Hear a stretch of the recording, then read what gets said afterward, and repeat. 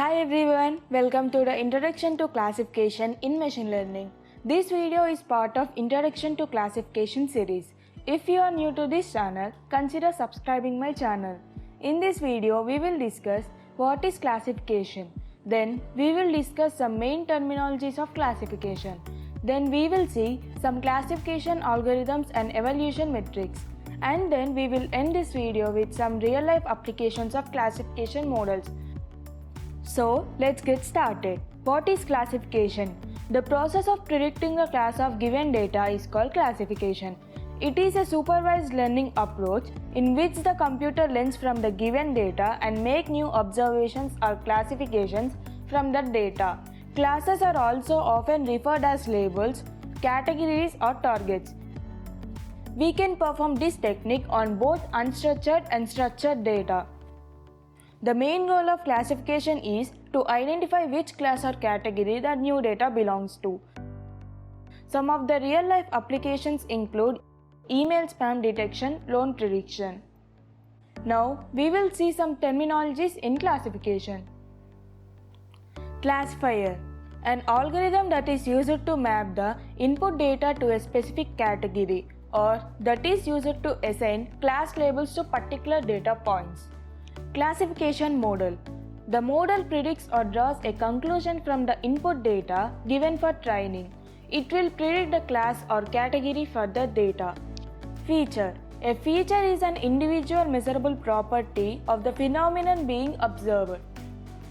Binary classification: it is a type of classification with two outcomes. Example, email spam detection.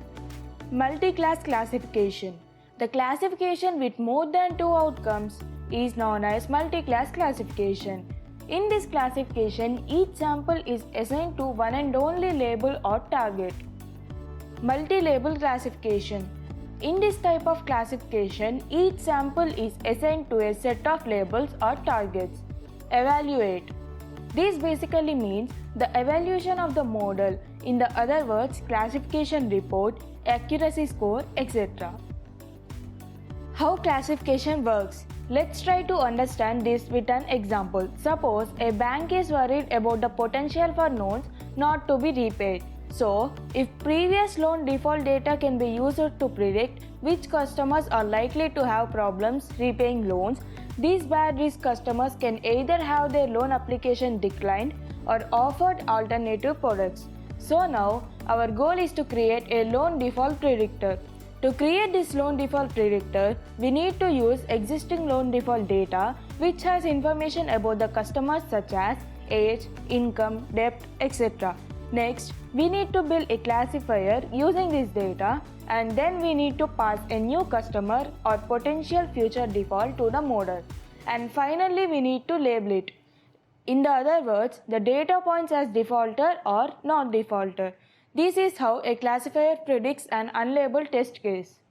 Misconception about classification and clustering. Classification and clustering are two methods of pattern identification used in machine learning. Although both techniques have certain similarities, the difference lies in the fact that classification uses predefined classes in which objects are assigned, while clustering identifies similarities between objects which it groups according to those characteristics in common and which differentiate them from other groups of objects. These groups are known as clusters. In the field of machine learning, clustering is framed in unsupervised learning. That is, for this type of algorithm, we only have one set of input data about which we must obtain information, without previously knowing what the output will be.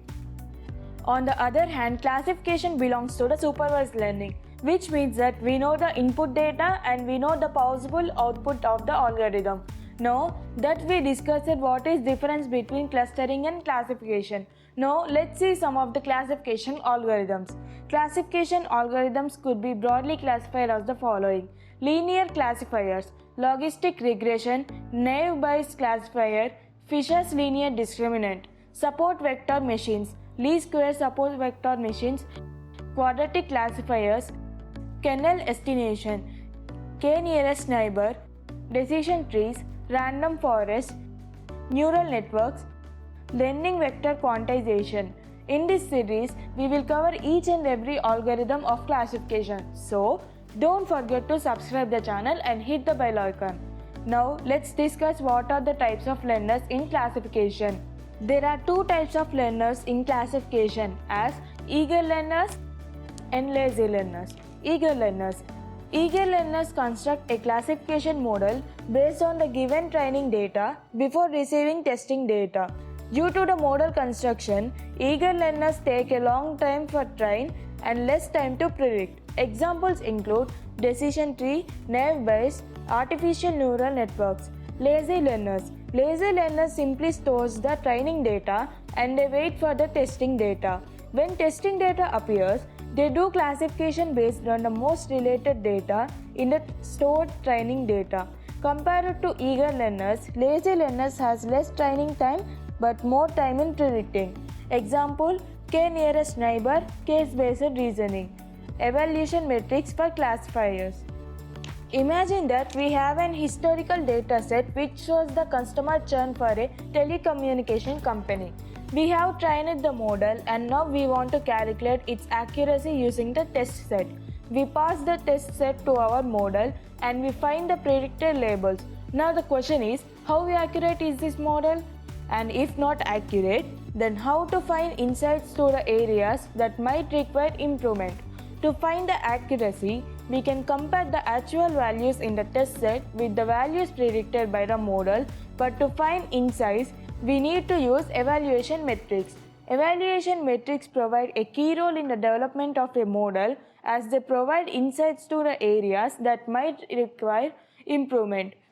There are different model evaluation metrics, but we will talk mainly about three of them, specifically Jochard index, F1 score, and log loss. In this series, we will also cover these evaluation metrics in the future videos.